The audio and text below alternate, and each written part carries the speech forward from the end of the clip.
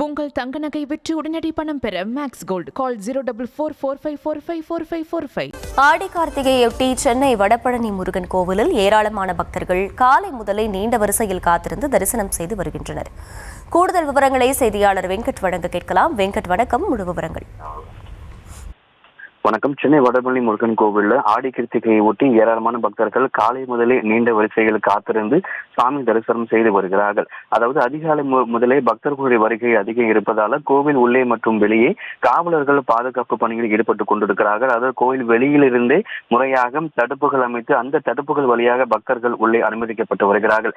இன்றைய தினத்தை பொறுத்த வரைக்கும் பொது தரிசனம் மற்றும் 100 ரூபாய் தரிசனம் என 2 தரிசன முறையில் பொதுமக்கள் கோவிலுக்குள்ளே அனுமதிக்கப்பட்டு வருகிறார்கள்.